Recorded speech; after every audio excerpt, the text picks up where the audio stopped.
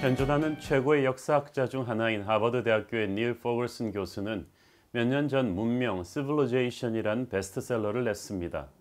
이 책은 15세기까지만 해도 동양 문명에 비해서 절대적으로 열세였던 서구 문명이 짧은 시간에 동양을 꺾고 세계를 제패할 수 있었던 6가지 비결을 다루고 있습니다.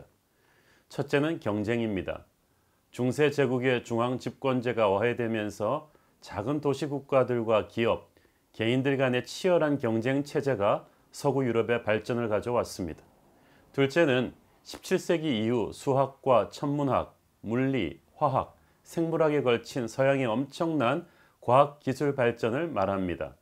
이로 인해 서구 문명은 순식간에 산업화를 이루고 현대식 무기들을 대량 생산해서 군사적인 우위를 점하게 되었습니다.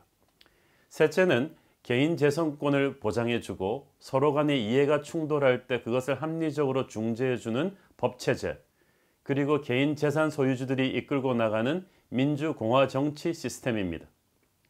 넷째는 의학과 약품의 발전입니다. 페니실린을 비롯한 수많은 획기적 의학 분야의 발전으로 인해 서양인들은 건강하게 오래 사는 길을 열었습니다. 다섯째는 소비자 사회입니다. 의복과 여러 가지 물품들의 생산과 소비가 활발하게 이루어지는 경제 시스템, 그리고 그것을 뒷받침해준 산업혁명의 힘입니다. 여섯째는 노동윤리입니다. 기독교, 특히 개신교 신앙의 뿌리를 내린 근면하고 정직한 노동정신으로 서양인들은 착실히 부를 축적할 수 있었습니다. 닐 포글슨 박사는 그러나 21세기로 접어든 오늘날 파워는 이제 서양에서 동양으로 이동 중이라고 합니다. 조만간 중국이 미국을 GDP로 따라잡을 것이 분명하다고도 합니다. 저명한 미래학자 존 네이스빗과 함께 닐 포글슨은 중국의 잠재력을 엄청나게 높이 평가하는 사람 중에 하나입니다. 저는 닐 포글슨 박사의 예리한 통찰력에 경의를 표하지만 그가 말하는 중국의 잠재력에 대해서는 조금 다른 시각을 갖고 있습니다. 수년 전 중국 정부에서는 이제까지 세계를 제패했던 여러 문명들을 연구하고 분석한 대국 굴기라는 거대한 프로젝트를 단행해서 TV 프로그램으로 또 책으로 낸 적이 있습니다. 로마, 스페인, 포르투갈, 네덜란드, 프랑스, 영국, 독일, 미국 등 한때 세계 역사를 주도했던 문명국들의 흥망성쇠를 다루면서 아마 은근히 이제는 중국의 시대라는 것을 강조하고자 했던 것 같습니다.